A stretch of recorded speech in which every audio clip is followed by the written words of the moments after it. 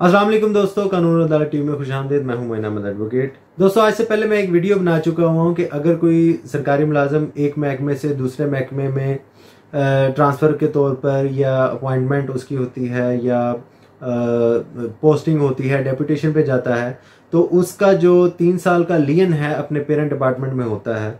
और लियन का पर्पज़ ये होता है कि अगर जो दूसरे डिपार्टमेंट में गए हैं वहाँ पर कॉन्ट्रैक्ट जो है वो कंफर्म नहीं होता या सरकारी मुलाजम उसको कोई मसला पेश आ जाता है या उस डिपार्टमेंट को वो शख्स रखना मंजूर नहीं है और वो उसको वापस भेजना चाहते हैं, तो 3 साल तक उसका जो लियन है, जो उसके राइट्स हैं अपनी सीनियोरिटी के, अपने डिपार्टमेंट के साथ, पेरेंट डिपार्टमेंट के साथ, वो उसके सेव रहें। तो 3 साल तक वो वापस आ सकता है, 3 साल तक वहाँ पर सर्व कर सकता है। आज के जो मेरा एक मुकदमा, एक कहानी जिसकी जजमेंट मैं आपके साथ शेयर करता हूं, 2018 PLC CS 1129 सुप्रीम कोर्ट। इस मुकदमे के हवाले से जो सवाल है वो ये है कि अगर कोई शख्स लियन के पीरियड के दौरान जिस महकमे में जाता है और वहां पर कंफर्म हो जाता है विद इन 2 और 3 मंथ्स या 6 माह के अंदर या 1 साल के अंदर, तो अगर 1 साल के अंदर वो कंफर्म हो जाता है, वहां पर एब्जॉर्ब हो जाता है परमानेंटली, तो बाकी का जो 2 साल बच जाएंगे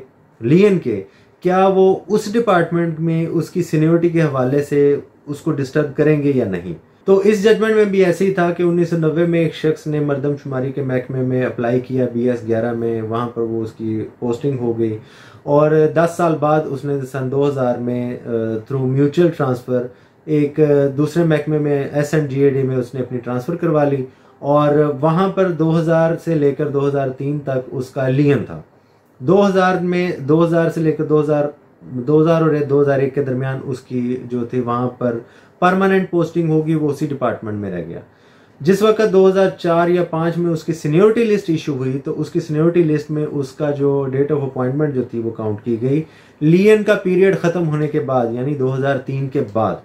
तो उसने क्वेश्चन रेज किया कि 2003 के पीरियड से मेरी आप अपॉइंटमेंट क्यों काउंट कर रहे हैं। वो लियन मेरा इसलिए था कि अगर मैं पेरेंट डिपार्टमेंट में जाना चाहूँ, लेकिन जब मैं यहाँ पर एब्जॉर्ब हो गया हूँ, मैं कंफर्म हो गया हूँ, तो फिर तो लियन का कोई क्वेश्चन नहीं रहता। लियन सिर्फ मेरा एक सेफ गार्ड है अपने पेरेंट डिपार्टमेंट में जाने के लिए, वहाँ की सीनियोरिटी को सेव करने के लिए। तो इस जो सीनियोरिटी लिस्ट थी उसको उन्होंने डिपार्टमेंटल लेवल पे चैलेंज किया, अपील फाइल की, लेकिन उनकी वो अपील खारिज हो गई। उन्होंने कहा कि आपका लियन का पीरियड ख़त्म नहीं हुआ था और लियन का पीरियड ख़त्म हुए बगैर आपकी जो सीनियोरिटी है वो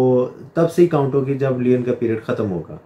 उनकी वो अपील जो थी खारिज हो गई। उसके खिलाफ उन्होंने सर्विस ट्रिब्यूनल में अपील फाइल की, वो भी इसी बुनियाद पर खारिज होगी कि आपका जो लियन का पीरियड चूँकि ख़त्म नहीं हुआ था और जब तक वो ख़त्म नहीं होगा तब तक आपकी अपॉइंटमेंट डेट नहीं, तो आपकी अपॉइंटमेंट डेट वहीं से कंसिडर होगी जब आपका लियन का पीरियड ख़त्म हुआ था। उन्होंने बताया कि जिसके साथ मेरी म्यूचुअल ट्रांसफ़र हुई थी उसकी जब वहाँ पर अब्जॉर्प्शन हुई है, वहाँ पर वो अब्जॉर्ब हुआ है, उसकी तो 2001 से काउंट कर ली गई है, मुझे 2003 से किस वजह से आपने काउंट करवा दिया।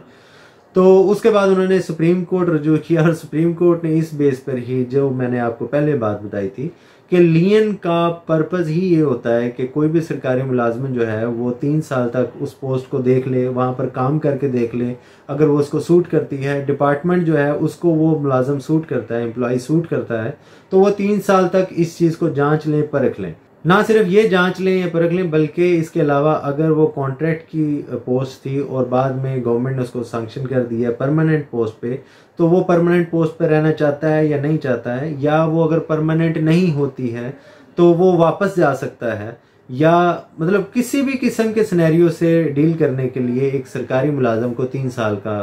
एक टाइम दिया जाता है, ताकि वो अगर इस 3 साल के अरसे में वापस जाना चाहते हैं तो उस पेरेंट डिपार्टमेंट में उनकी सीनियोरिटी लिस्ट डिस्टर्ब नहीं होगी, उनकी जो पोस्ट है वो सेफ रहेगी।